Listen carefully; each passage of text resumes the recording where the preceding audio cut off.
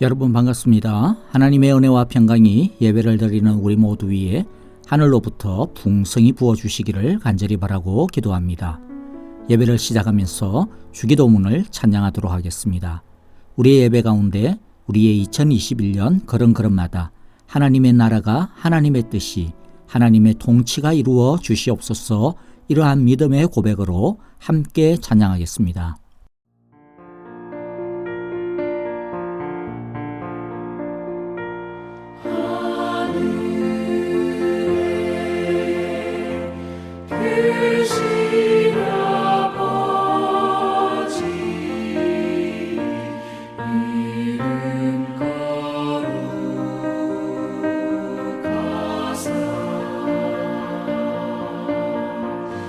주님 나라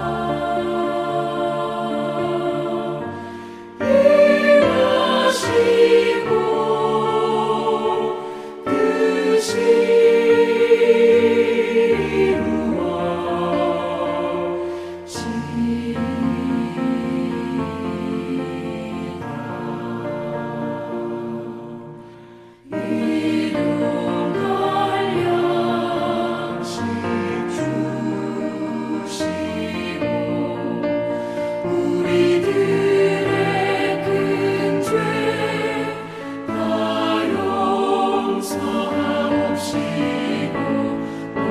시험에 들게 마시고 악에서 구원하소서. 내게 주의 나라 주의 권세 주의 영광 영원히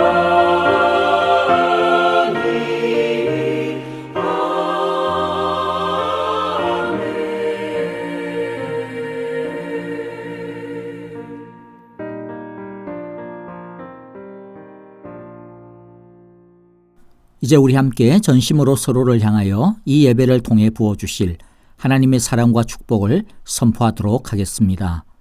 여호와께서 당신들에게 복을 주시고 당신들을 지켜주시며 여호와께서 당신들을 밝은 얼굴로 대하시고 당신들에게 은혜를 베푸시며 여호와께서 당신들을 고이 보시어서 당신들에게 평화를 주시기를 빕니다. 아멘. 이제 우리 마음을 모아 합심으로 기도하는 시간을 갖겠습니다. 첫째, 우리의 모든 예배가 성령 충만한 예배, 하나님이 기뻐하시는 예배, 은혜와 영광이 가득한 예배가 되게 하소서라고 기도하시고요. 한 주 동안 우리의 허물과 죄를 참회하며 기도합시다. 온 마음과 뜻과 정성과 간절한 마음으로 주님만 집중하고 의지하며 예배드리게 하소서라고 기도하기를 바랍니다. 둘째, 형제자매들을 위하여 기도합니다. 지속되고 있는 코로나 바이러스가 속히 줄어들게 하시고 코로나 바이러스로부터 성도님들의 건강, 가정, 일터를 지켜보았소서라고 기도합니다. 각 일터와 일거리가 안전하게 속히 회복되게 하소서라고 기도하면서 교회와 예배의 문이 온전히 열리게 하소서라고도 기도하시기를 바랍니다. 아프신 성도님들의 치유와 회복을 위하여 기도하실 때 박윤경 전도사님, 정계자 전도사님, 이두상 집사님, 그리고 김윤호 아기를 위하여서도 기도해 주시기 바랍니다. 이제 우리 함께 합심으로 간절하게 기도하겠습니다. 주의 날개 아래 주의 날개 아래 거하는 것 주의 임재 안에 거하는 것 나의 가장 큰 소망 나의 가장 큰 은혜 주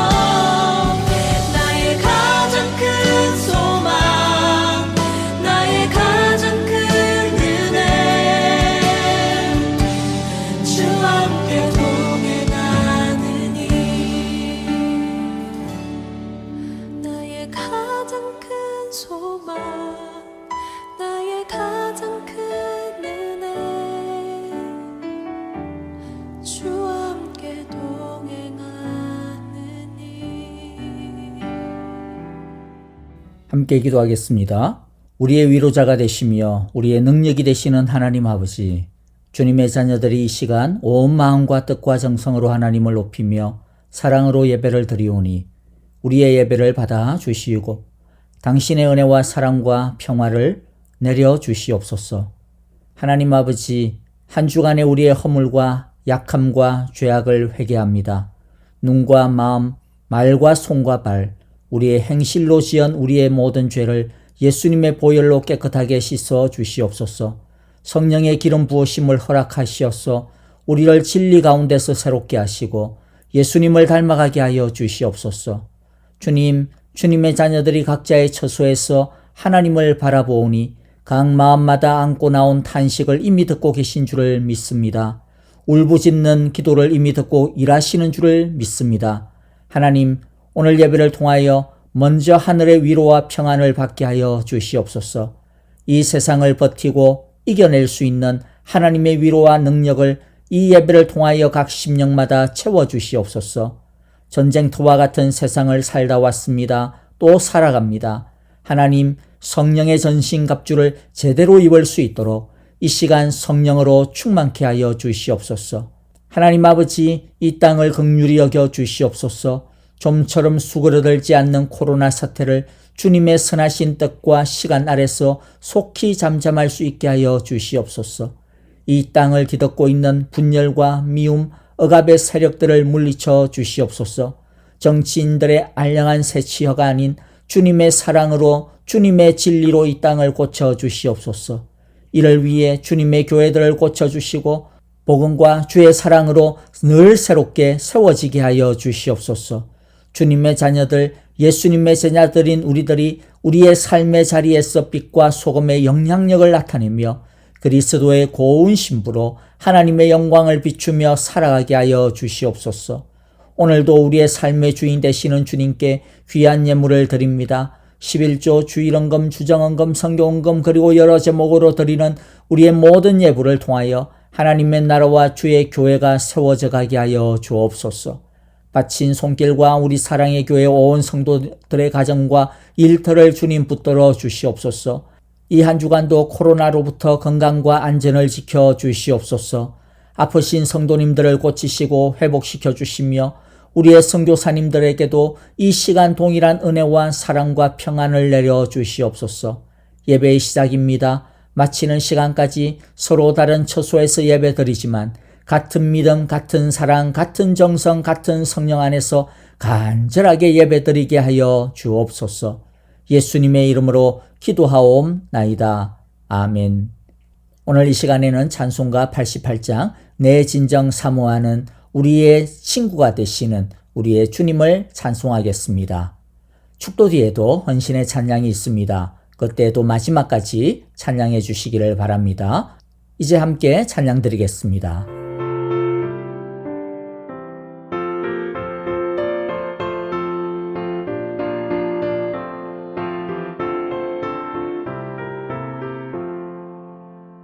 내 진정 사모하는 친구가 되시는 구주 예수님은 아름다워라. 산 밑에 맥합하여 빛나는 새벽별 주님 영원한 길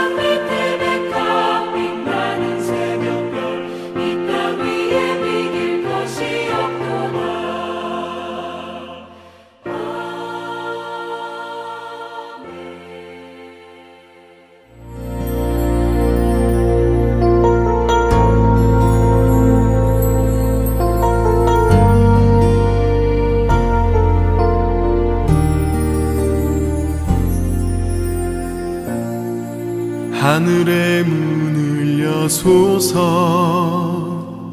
이곳을 주목하소서. 주를 향한 노래가 꺼지지 않으니 하늘을 열고 보소서. 이곳에 임재하소서. 주님을 기다립니다. 기도의 향기가 하늘에 닿으니 주여 임재하여 주소서. 이곳에 오셔서 이곳에 앉으소서. 이곳에서 드리는 예배를 받으소서. 주님의 이름이 주님의 이름만이 오직 주의 이름만 이곳에 있습니다.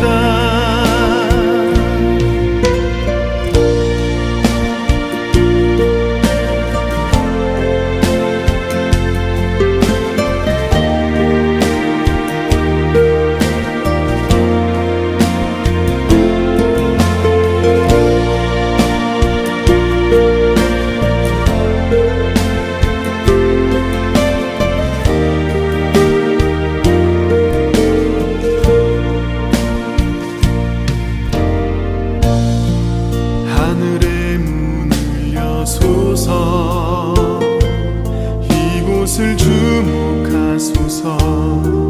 주를 향한 노래가 꺼지지 않으니 하늘을 열고 보소서. 이곳에 임재하소서. 주님을 기다립니다. 기도의 향기가 하늘에 닿으니 주여 임재하여 주소서.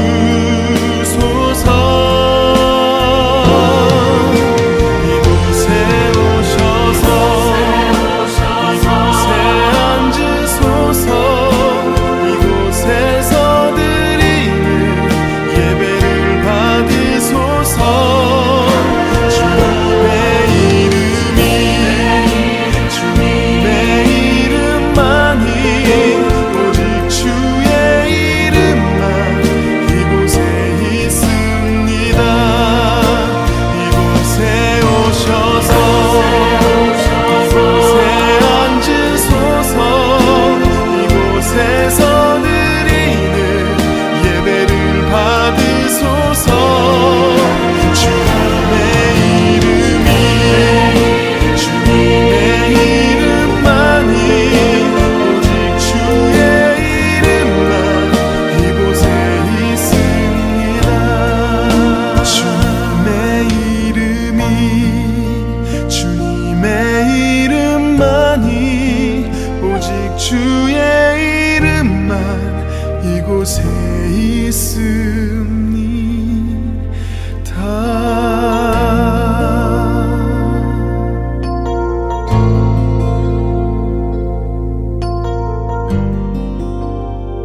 눈이 많이 오고 있는 날씨입니다. 모두들 안전하게 운전하시고요. 또 건강하시기를 바랍니다. 그래서 오늘은 모두들 온라인으로만 예배를 드리게 되어집니다. 그래서 여러분들 우리들이 함께 각자의 집에서 예배를 드리지만은 전심으로 우리 하나님을 찬양하고 기도하고 예배하는 귀한 은혜가 머무는 시간 되어지기를 바랍니다. 오늘 이제 우리 함께 말씀을 보겠습니다. 교회 소식은 주보를 참조해 주시기를 바라고요. 오늘 말씀은 전도서 4장 1절부터 12절까지의 말씀입니다. 1절을 제가 먼저 읽고요. 한 절씩 우리 큰 소리로 여러분들의 자리에서 같이 교독하도록 하겠습니다. 1절 제가 먼저 읽습니다.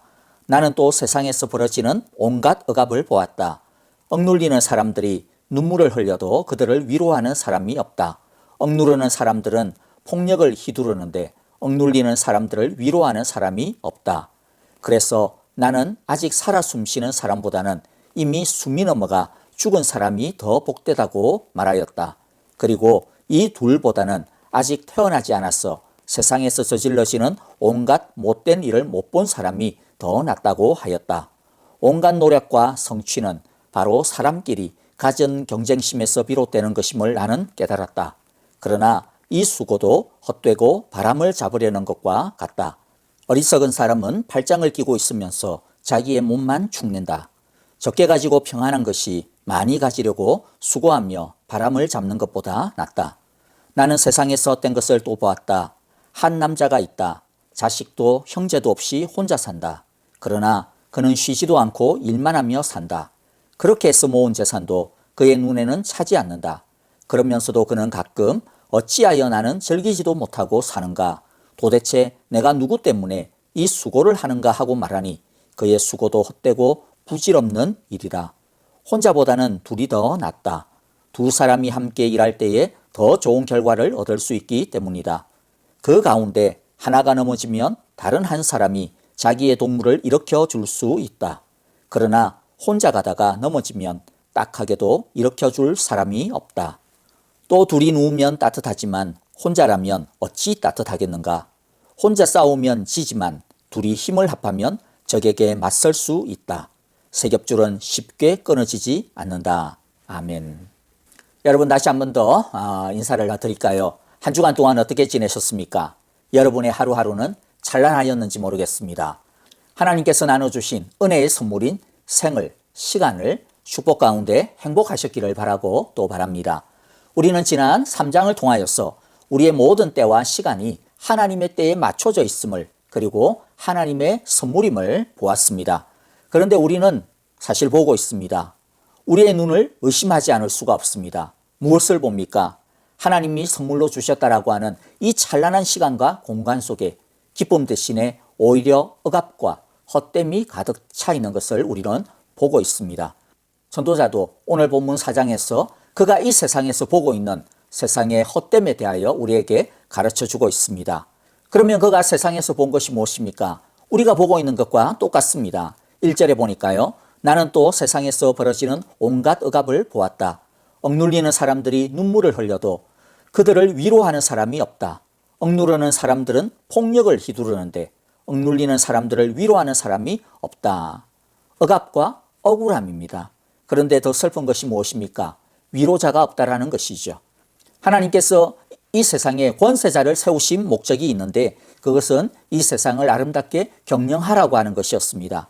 그런데 세상의 권세와 힘은 약한 자와 부족한 자를 채워주고 보호하기는커녕 오히려 더 빼앗기도 합니다. 그게 아니라 하더라도 약한 자를 배려하는 것 같지는 않아 보입니다.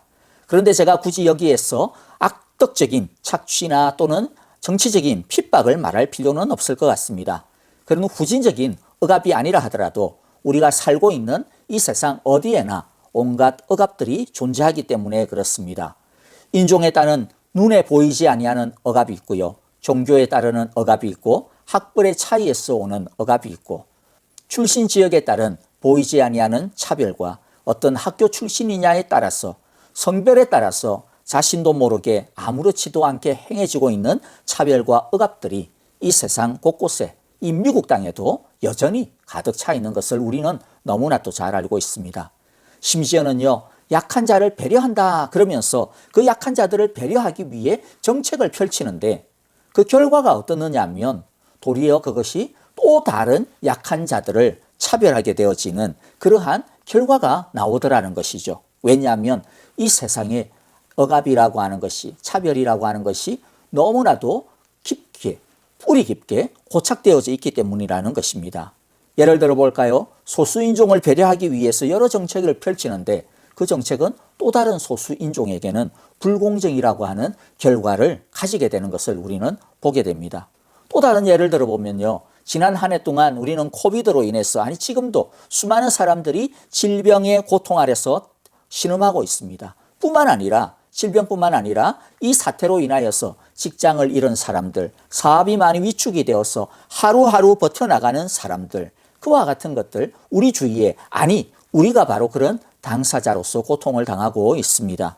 국가와 정치권이 이 어려움을 타개하기 위하여서 엄청난 양의 재정을 쏟아부었습니다. 참 수고 많이 했죠. 그런데 과연 그것이 진짜 어렵고 힘든 사람들에게, 도움이 필요한 사람들에게 얼마나 많이 제대로 쓰여지게 되었는가라고 하는 것을 살펴보면 꼭 그런 것 같지가 않아요. 오히려 결과적으로 드러나는 것을 보면요, 그러한 대책의 진정한 수혜자는 진짜 도움이 필요한 사람이라기보다는 오히려 더 많이 가진 사람들이 더 많은 혜택을 결과적으로 누리게 됐더라는 것입니다. 지난 12월 20일자 뉴스인데요. 그 이후에도 1월 달에도 동일한 뉴스들이 많이 나왔습니다. 코로나19 사태 이후에 뉴욕의 억만장자 120명을 조사를 했습니다. 그들의 자산의 변화를 갖다가 살펴보았는데요. 뉴욕에 살고 있는 120명의 억만장자입니다. 그들이 지난해 코로나로 인하여서 얼마의 재산이 늘어났느냐 하면 770억 달러입니다. 한국 돈으로 말하면 85조 원. 1인당으로 따지면 평균에서 6억 6천만 달러가 증가한 것이에요.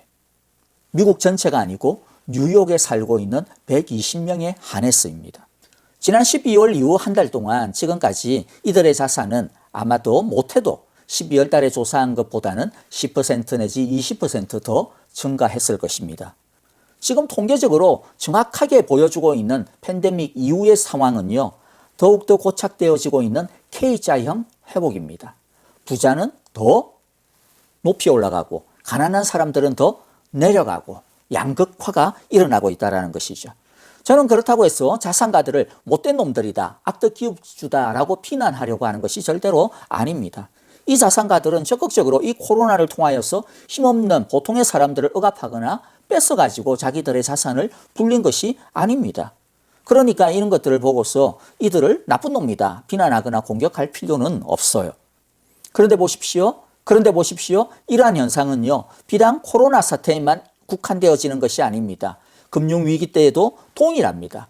모든 위기 때마다 반복되어지는 현상입니다. 없고 약한 사람들은 어렵고 힘든 시기에 더 힘들고 더 어려워지고, 부유하고 힘 있는 사람들은 힘든 시기에 물론 어려움도 겪지만 그러나 결국에는 보면 오히려 논하는 기회를 갖게 되는 것을 보게 되는 것이죠. 그냥 이 세상은요, 가만히 있어도 망가지는 쪽으로 달려가고 있는 세상이라는 것입니다. 억압과 부조리라는 것이 꼭 진짜 막 못되게 굴어서만 있는 것이 아니라 그냥 가만히 세상을 굴러가게만 해도 그렇게 굴러가게 되어지는 것, 이것이 바로 이 세상의 질서라는 것입니다. 그래서 전도자는 참 암울하게 이야기를 합니다. 2절과 3절 보면, 그래서 나는 아직 살아 숨쉬는 사람보다는 이미 숨이 넘어가 죽은 사람이 더 복되다. 왜? 이 험한 꼴 다 끝났기 때문에 복되다라는 것이죠. 근데 그보다도 더 복된 사람이 있는데 누구냐? 이 둘보다는 아직 태어나지 않아서 세상에 저질러지고 있는 온갖 못된 일을 아예 안 본 사람, 그 사람이 훨씬 더 낫다라고 이야기합니다. 아마도 우리 모두가 다들 고개가 자동으로 끄덕거려지지 않을까 싶습니다.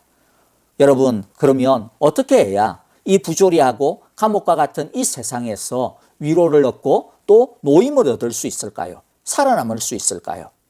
여러분들은 어떻게 해야 그럴 수 있다라고 생각을 합니까? 4절부터 8절을 보면 이 현실을 타개해 보려고 하는 세 가지 부류의 사람들을 우리가 보게 되어집니다. 이들은 자신만의 방법을 통해서 이 억압적인 구조에서 벗어나려고 애를 씁니다. 그러면 과연 이들은 이 세상이라고 하는 감옥에서 벗어나 진정한 자유와 위로를 얻을 수 있었을까요? 우리가 한번 살펴보도록 하겠습니다. 첫 번째 사람은 4절에 나와 있습니다.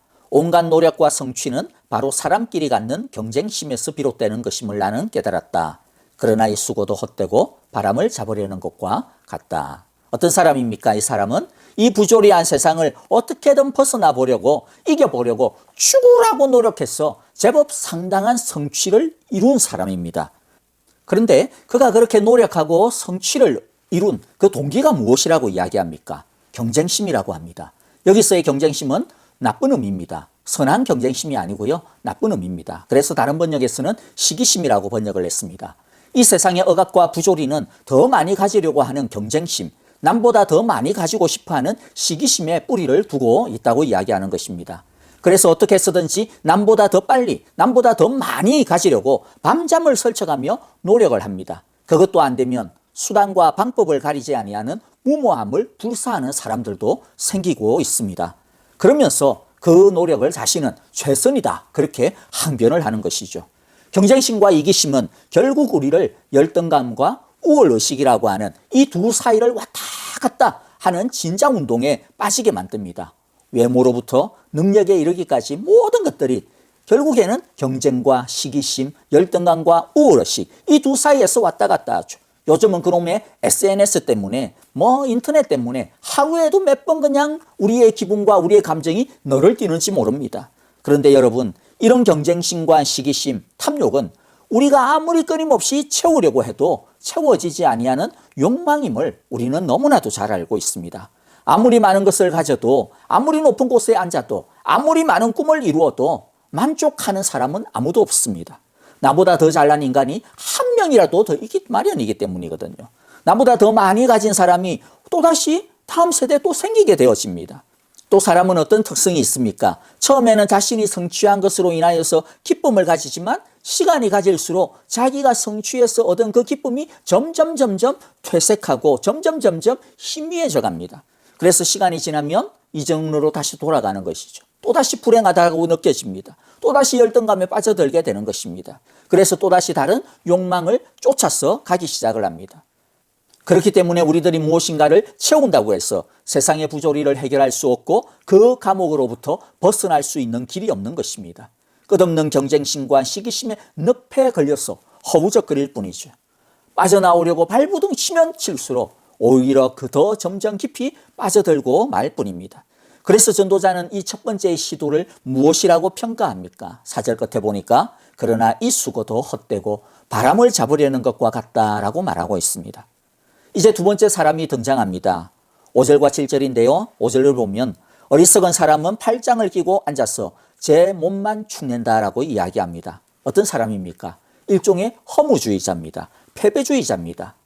이 사람은요, 첫 번째 방법의 사람과 극단적으로 반대편에 있는 사람입니다. 어쩌면 이 사람은 첫 번째 방법을 시도해 보았던 사람일 수 있습니다. 그래서 그 첫 번째 방법을 통하여서 추구하고 노력했던 그 욕망, 아무리 노력해도 채워지지 아니한다라고 하는 것을 알고, 그래서 실패감을 느끼게 되고 패배감에 휩쓸리게 되고 절망하고 좌절하고 있는 사람일 수도 있습니다. 또 어쩌면 이 사람은요, 세상이라고 하는 파도 앞에서 지레 겁을 집어먹고 그냥 무너져버린 사람일 수도 있어요. 도무지 엄두가 나지 않는 거죠. 자기 힘으로 해봐야 별 수 없을 거라고, 그냥 뻔할 것이라고, 그냥 아예 한 걸음도 떼지 못하고 절망과 좌절의 부둣가에 주저앉아 있는 사람일 수 있습니다. 그 이후에 어떻든지 간에 이렇게 좌절과 절망이 깊어지면, 도무지 헤어나올 수 없게 되어지면 대부분 서서히 자신을 포기하게 됩니다. 자신을 포기할 때 나타나는 첫 번째의 모습이 뭘까요? 대부분은 원망과 게으름입니다. 모든 것을 남 탓하는 것이죠. 그리고 세상은 별거 없어. 야, 그렇게 아둥바둥하게 살아봐야 뭐 하려고 그래 도대체? 어? 하루하루 그냥 순간순간 그냥 지나가면 되는 거야. 그렇게 해봐야 별것 없어. 니나 내나 뭐 다를 거야 뭐 있어. 뭔가 좀 말은 그럴싸하고 멋있게 보이는데 사실은 그냥 귀찮은 겁니다. 사실은 무서운 겁니다. 두려운 겁니다.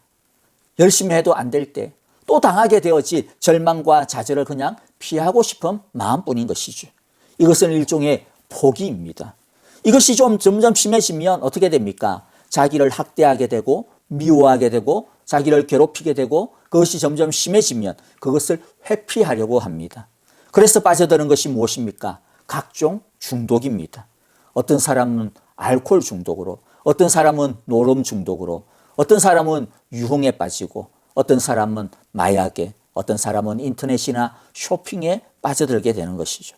그것을 통하여서 잊어버리고 싶은 것입니다. 그 순간만은 잊어버릴 수 있으니까요. 그런데 그런다고 해서 세상의 감옥에서 진정으로 벗어날 수가 있습니까? 그럴 수가 없습니다. 그래서 이 방법 또한 헛된 것이며 우매한 것이며 이것으로는 참 위로를 얻을 수 없는 것입니다. 그 다음 세 번째 해결 방법은요, 8절과 같은 것입니다. 8절을 보면 한 남자가 있다. 자식도 형제도 없이 혼자 산다. 그러나 그는 쉬지도 않고 일만 하며 산다. 그렇게 해서 모은 재산도 그의 눈에는 차지 않는다. 그러면서도 그는 가끔 어찌하여 나는 즐기지도 못하고 사는가? 도대체 내가 누구 때문에 이 수고를 하는가 하고 말하니 그의 수고도 헛되고 부질없는 일이다. 한마디로 말해서 일 중독에 빠져버린 것입니다. 왜 그렇게 해야 되는지도 모르면서 그냥 그거 안 하면 어떻게 보면 너무 불안하니까 그냥 미친 듯이 일에 파묻혀 살고 있는 것이죠. 그러나 이렇게 쌓아 올려도 이 암울한 세상을 벗어날 수 있는 해결책이 되지 못하고 있습니다. 그의 수고는 헛되고 부질없는 일일 뿐이라고 전도자는 평가하고 있습니다. 그러면 우리는 질문하지 않을 수 없습니다. 그러면 우리는 이 암울한 세상에서 그저 고생만 하다가 죽을 운명인가? 1절에서 절망한 것처럼 진정으로 우리에게는 위로자가 없는가라고 우리는 질문하지 않을 수 없습니다. 여기에 대해서 전도자는 자신이 발견한 위로와 해결책을 우리에게 보여주고 있습니다. 9절이 그 시작입니다. 혼자보다는 둘이 더 낫다. 두 사람이 함께 있을 때에 더 좋은 결과를 얻을 수 있기 때문이다. 전도자는 하나님께서 이 암울한 세상에 주신 해결책이 있다라고 가르쳐주고 있습니다. 그게 뭐냐? 둘이라는 거죠. 근데 그 둘의 의미가 뭡니까? 사랑이라는 것입니다. 위에서 말한 세 사람, 세 방법의 공통적인 특징이 하나가 있는데요. 그것은 철저하게 외톨이라고 하는 것입니다. 억압이 판치는 세상에서 살아남기 위해서 첫 번째 사람이 취했던 방법이 뭡니까? 다른 사람을 경쟁 상대로 보는 것입니다. 타인은 적일 뿐입니다. 기껏해야 나의 유익을 위한 수단이요, 방법이요, 도구에 불과하다는 것이죠. 두 번째 사람은 세상만사 다 귀찮은데 다른 사람을 돌볼 필요가 있어. 그냥 나만이라는 거죠. 다른 사람은 자기를 귀찮게 하는 그냥 파리떼에 불과한 것입니다. 세 번째 사람은 자식도 형제도 없이 혼자 산다고 했는데요. 이것은 진짜 자식이 없고 형제가 없는 그러한 상황이기도 하지만은 모든 관계를 끊어버린 오직 자기 세계 속에서 자기만의 삶을 위하여 자기의 인생을 위하여서만 살아가고 있는 모습이기도 합니다. 그러니까 위에 세 사람의 공통적인 특징이 뭐예요? 혼자예요. 타인은 귀찮은 존재, 타인은 나의 경쟁 상대, 타인은 나를 괴롭히는 존재라는 것입니다. 세상은 타인을 이처럼 경쟁 상대로 나의 평안을 앗아가는 귀찮은 존재로 보는 것이 보통의 눈들입니다. 하지만 하나님은 이 억압의 세상, 부조리한 세상, 허무한 세상을 이길 수 있는 방안으로 우리에게 주신 게 뭐냐? 그것은 바로 남과의 사랑을 주고받는 것입니다. 혼자보다는 둘이 더 낫다. 이것이 하나님 나라의 관점이요, 하나님의 해결책인 것입니다. 하나님이 우리에게 다른 사람을 주신 것은요, 다른 사람과 함께 관계를 맺음으로써 두려움을 이길 수 있고 위로와 격려를 서로 나눌 수 있게 하기 위함입니다. 하나님께서 사람을 창조하시고 첫 사람인 아담에게 두 번째 사람인 하와를 데려다 주신 이유가 무엇입니까? 그걸 한번 생각을 해봅시다. 하나님은 타인을 경쟁 상대로 적으로 만들어서 가져온 것이 아닙니다. 두 번째 사람인 하와를 하나님이 만드실 때 어떻게 만들었습니까? 아담의 갈비뼈를 취했다라고 이야기했습니다. 그래서 나중에 아담은 하와를 바라보면서 나의 뼈 중에 뼈요, 살 중에 살이다. 그렇게 이야기했습니다. 하나님께서 옆에 두신 사람은요, 배우자와 가족뿐만 아니라 직장의 동료나 친구들은 서로 돕고 돕는 배필과 같은 존재인 것입니다. 이렇게 우리는 함께 이 세상의 억압을 벗어날 수 있는 것입니다. 9절의 말씀처럼 두 사람이 진정으로 함께 일한다면 이것은 서로가 서로를 성공시켜 주려고 하는 마음으로 함께 일하는 것을 말합니다. 서로의 것을 빼앗으려고 하지 아니하고 함께 힘을 모아 서로의 것을 더 채워주려고 할 때 우리는 더 좋은 결과, 더 많은 것을 오히려 얻을 수 있다라고 말씀하고 있습니다. 우리는 서로 보완할 수 있습니다. 그래서 1 더하기 1은 1이 아니라 더 나아가서 5가 될 수도 있고 10이 될 수도 있는 것입니다. 또 10절에 보면 그 가운데 하나가 넘어지면 다른 한 사람이 자기의 동물을 일으켜 줄 수 있다. 그러나 혼자 가다가 넘어지면 딱하게도 일으켜 줄 사람이 없다. 진정한 친구는 어렵고 힘들 때 손을 맞잡아 일으켜 줄 수 있습니다. 특히 또 누워서 잘 때도 한 사람이 눕는 것보다 두 사람이 누우면 더 따뜻한 법입니다. 싸울 때도 혼자 싸우면 지지만은 둘이 힘을 합하면 적에 맞설 수 있습니다. 그래서 우리는 어떻게 해서든지 다른 사람과 협력하며 사랑하며 어울려 사는 법을 배워야 합니다. 그런데 왜 그러면 타인이 나의 경쟁 상대요, 나의 적이요, 나를 갖다가 무너뜨리는, 나를 귀찮게 하는 그런 존재가 되고 말았을까요? 시기의 대상이 되고 말았을까요? 그것은 죄 때문입니다. 죄의 본질은 자기가 하나님 노릇하고 싶어 하는 것이기 때문에 타인에 대하여서도 똑같은 눈으로 바라보는 것입니다. 타인에 대하여서도 내가 하나님 노릇하고 싶은 것입니다. 그래서 타인은 함께 사랑을 나누는 존재가 아니라 또 다른 나가 아니라 나의 성공을 위한 도구, 나의 성공을 위한 기회, 나의 성공을 위한 하나의 수단으로 여기게 되어지는 것이죠. 또 나의 것을 앗아갈 수 있는 잠재적인 적으로 마치 오디푸스 컴플렉스처럼 자신도 모르게 인식하게 되어지는 것입니다. 그래서 심지어 배우자와도 우리는 때때로 신경전을 벌이고 경쟁을 할 때가 있습니다. 결혼을 할 때 먼저 결혼한 친구나 선배들이 충고랍시고 한다는 말이 뭡니까? 처음에부터 막 길을 잘 들어야 된다. 처음에 뒷선을 제압해야 된다. 이런 소리를 충고랍시고 그냥 하고 있습니다. 그러나 여러분, 하나님께서 배우자와 가족을 주신 이유는 이 험한 세상, 억압과 차별이 판을 치고 있는 이 감옥과 같은 세상 속에서 같은 편이 되어서 같이 서로 위로자가 되라고 하나님께서 우리에게 붙여주신 사람들인 것입니다. 다시 한 번 더 말씀드립니다. 우리 옆에 있는 사람은 하나님께서 우리에게 위로자로 보내주신 이웃이라고 하는 것을 기억하시기를 바랍니다. 그러므로 옆에 있는 사람들을 잘 대해 주십시오. 옆에 있는 배우자를 잘 사랑하십시오. 옆에 있는 동료들을 정말로 잘 섬기시기 바랍니다. 그런데 12절에서는요, 우리에게 숨겨진 하나님의 위로가 있다라고 하는 것을 우리가 한번 생각해 볼 수가 있습니다. 전도자는 12절에서 나와 너가 아닌 제3의 인물을 끌어들입니다. 나와 너는 둘인데 이 둘을 넘어 셋입니다. 세 겹줄은 쉽게 끊어지지 않는다. 그러면 나도 아니고 너도 아닌 또 다른 제 세 번째의 줄은 무엇일까요? 물론 평범하게 생각을 해보면 그냥 친구는 많을수록 좋다 이렇게 생각할 수도 있을 것입니다. 그런데 좀 다르게 생각해 볼 수가 있거든요. 하나님께서 우리에게 이 험한 세상을 함께 건너갈 수 있도록 우리에게 주신 또 하나의 우정의 줄이 있는데 그것은 뭐냐? 믿음과 사랑의 공동체인 바로 교회입니다.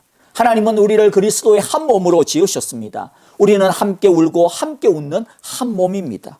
고린도전서 12장 26절에 보니까 한 지체가 고통을 당하면 모든 지체가 함께 고통을 당합니다. 한 지체가 영광을 받으면 모든 지체가 함께 기뻐합니다 라고 말씀합니다. 그래서 우리는 생판 모르는 사람들을 향하여서도 형제님, 자매님 하고 그렇게 부르는 것이죠. 서로 사랑하고 서로 존경합니다. 그 이유가 무엇입니까? 우리가 하나님을 아버지로 모시는 하나님의 한 식구가 되었고 하나님의 같은 자녀가 되었고 예수님의 피로 한 몸을 이루었기 때문인 것입니다.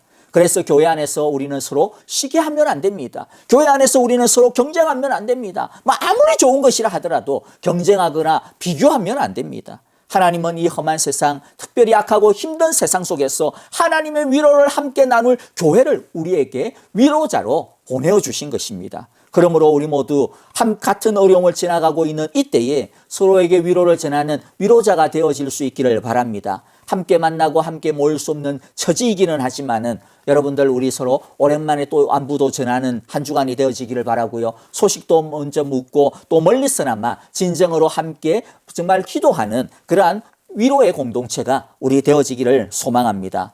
하나님이 이 험한 세상을 이길 수 있도록 우리에게 주신 또 다른 하나의 세겹줄이 있다라고 생각을 해볼 수 있는데요. 그게 뭘까요? 그것은 바로 진짜 진정으로 우리를 위로하시는 하나님입니다. 예수님입니다. 성령님입니다.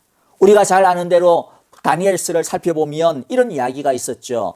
다니엘의 세 친구였던 사드락과 메삭과 아벳느고가 느부갓네살의 우상 숭배에 대한 명령을 거부하는 바람에 어떻게 됩니까? 불구덩이에 던져짐을 당하게 되어집니다. 그런데 불 속에 들어있었던 사람은 사드락과 메삭과 아벳느고 세 사람만이 아니었어요. 네 사람이었습니다. 한 사람이 더 있었습니다. 구약 시절에 우리 주님께서 불구덩이 속에 그들을 찾아오셔서 그들과 함께 하시고 그들을 위로하시고 그들을 억압 가운데서 껴안아 주신 것을 볼 수가 있는 것입니다. 그것뿐입니까? 하나님은 탄식하며 울부짖는 이스라엘의 기도를 들으시고 보시고 하감하여 주셨습니다.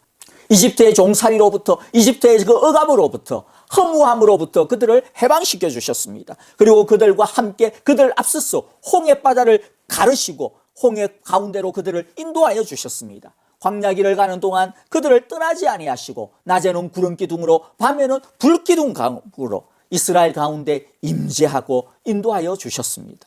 여러분, 이 세상의 다른 줄은요, 우리를 이끌어 주기에는 부족합니다. 우리를 감당하기에는 불충분합니다. 오래 못 갑니다. 결국에는 금방 썩어지고 결국에는 금방 끊어지게 되어질 것입니다. 아무리 사랑하는 사람도, 아무리 나를 위했던 사람도 결국에는 끊어집니다. 결국에는 없어집니다. 우리가 쌓아 올린 재산이 우리를 영원토록 우리를 이끌어줍니까? 그렇지 않습니다. 결국에는 다 끊어집니다. 그러나 주님의 사랑은 끊어지지 아니하고, 주님의 사랑은 메마르지 아니하고, 주님의 사랑은 우리를 끝까지 인도해 주십니다. 우리가 세상의 광풍에 휩쓸려서 풍랑이는 바다 한가운데 떨어진다 하더라도 주님의 사랑의 줄은 우리를 놓치지 않습니다. 우리는 힘이 없어서 주님의 줄을 놓을 때도 있죠. 아니, 우리는 일부러라도 주님의 줄을 귀찮다라고 우리는 내팽개칠 때도 있기도 합니다. 그러나 그럴 때도 주님의 사랑은 여전히 우리를 붙들고 있습니다. 왜냐하면 우리가 주님을 놓아도 주님의 줄은 우리의 심장을 꽁꽁꽁꽁 싸매고 있기 때문입니다. 이 세상의 다른 위로가 다 끊어진다 하더라도 하나님의 사랑은 여전히 남아있음을 기억하시기를 바랍니다. 이 억압과 고통과 허무로 가득한 감옥 같은 이 세상 속에서 우리를 진정으로 위로할 분은 오직 주님 한 분임을 우리 모두가 기억하기를 바랍니다. 말씀을 마무리하겠습니다. 하나님께서 아름다운 때와 시간으로 통치하시는 이 땅이 사람들의 탐욕과 죄로 인하여서 아름다움과 조화는 다 사라져버리고 억압과 부조리가 정상적인 것처럼 되어버렸습니다. 눈물과 고통과 신음과 허무만이 온 땅을 덮고 있습니다. 사람들은 저마다의 방법으로 이 고통에서 벗어나려고 애를 다 써보았습니다. 그러나 혼자서 잘 먹고 잘 사려고 하는 그 어떤 방법도 우리에게 진정한 자유와 위로를 가져다 줄 수가 없습니다. 도리어 더 가지면 가질수록 탐욕의 늪에, 좌절의 늪에, 절망과 허무의 늪에 빠져들 뿐입니다. 우리는 이 세상의 허무를 완전히 극복할 수는 없습니다. 왜냐하면 그것은 바로 우리의 죄에서부터 나오는 것들이기 때문입니다. 죄의 문제가 해결이 되어야만 극복되어질 수 있는 것이지 많은 소유와 성취를 통하여서 극복할 수 없고 위로를 얻을 수 없습니다. 그러나 하나님은 고통의 세상을 항해하면서 함께 돌볼 사람들을 우리에게 주셨습니다. 완전하지는 않지만 서로 위로하고 의지하고 돌아보면서 함께 이 세상의 풍랑을 헤쳐나가도록 주님께서 우리에게 보내주신 것입니다. 믿고 의지하라고 좋은 친구를 붙여주셨습니다. 또 한평생 서로 사랑하고 의지하며 살라고 배우자를 우리에게 주셨습니다. 아낌없는 사랑을 베품으로 주는 사랑의 기쁨과 가치의 그 능력을 맛보라고 사랑하는 자녀를 주셨습니다. 함께 위로하며 또 서로의 짐을 나눠지라고 믿음과 사랑의 공동체 교회 형제자매들을 주셨습니다. 무엇보다도 우리 안에 있는 탐욕과 이기심, 시기심, 경쟁심의 죄에서 우리를 구원하시고 우리에게 하나님 나라의 진정한 목표를 향하여 살아갈 수 있도록 우리에게 참된 위로와 사랑의 위로자가 되시는 예수님을, 성령님을, 아버지 하나님을 주셨습니다. 예수님이 우는 자의 위로가 되십니다. 없는 자의 풍성이며 천한 자의 높음이 되시며 갇힌 자의 노임이 되십니다.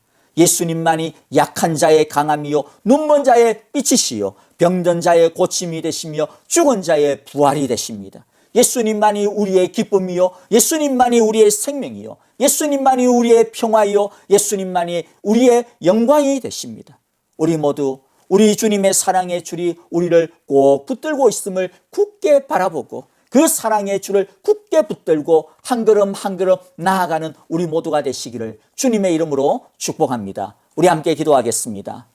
하나님 아버지, 우리들이 억압으로 가득한 세상, 좌절과 절망으로 가득 찬 세상, 허무와 헛됨으로 가득 찬 세상을 걸어가고 있습니다. 하나님 아버지, 우리 힘으로만 살아가면 이 늪에서 빠져나올 수 없고 이 풍랑을 헤쳐나갈 수 없음을 주님이 아십니다.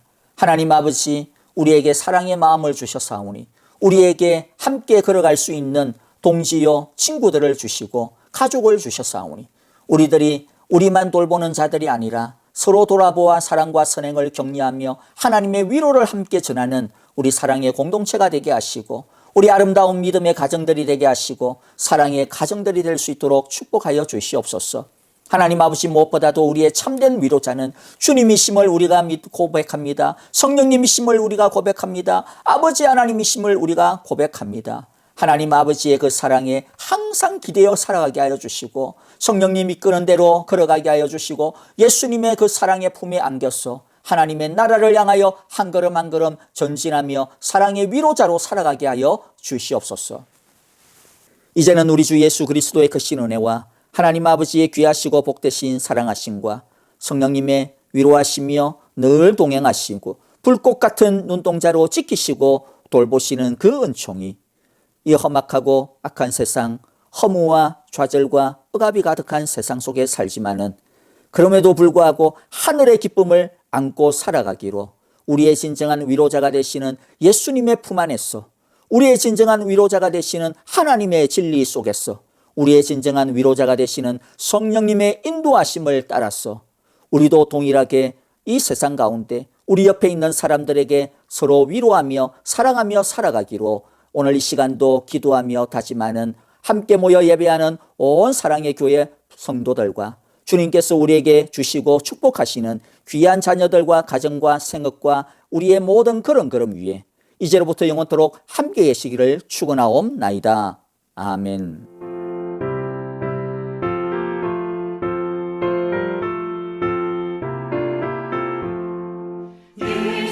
예수님은 누구신가 우는 자의 위로와 없는 자의 풍선이며 전한 자의 높음과 잡힌 자의 노임 되고 우리 기쁨 되시네. 예수님은 누구신가 약한 자의 가난과 눈먼 자의 빛이시며 병든 자의 고침과 죽은 자의 부활되고 우리 생명 되시네.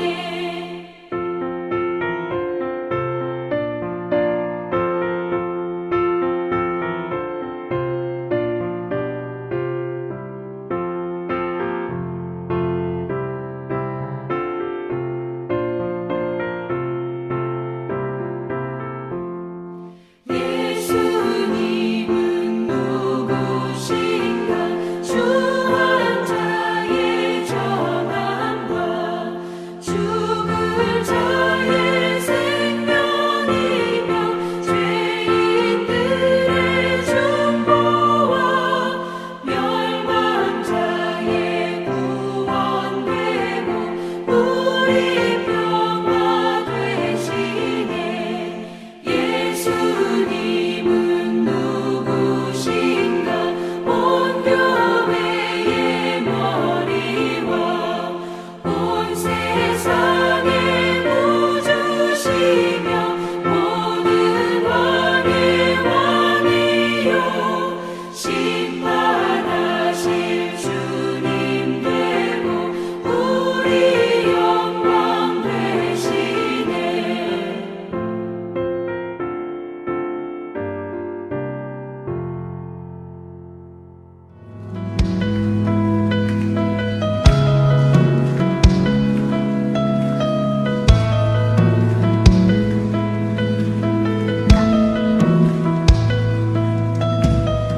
내게로부터 눈을 들어 주를 보기 시작할 때 주의 일을 보겠네. 내 작은 마음 돌이키사 하늘에 꿈꾸게 하네. 주님을 볼 때 내게로부터 눈을 들어 주를 보기 시작할 때 주의 일을 보겠네. 내 작은 마음 돌이키사 하늘에 꿈꾸게 하네. 주님을 볼 때 모든 시선을 주님께 드리고 살아계신 하나님을 느낄 때 내 삶은 주의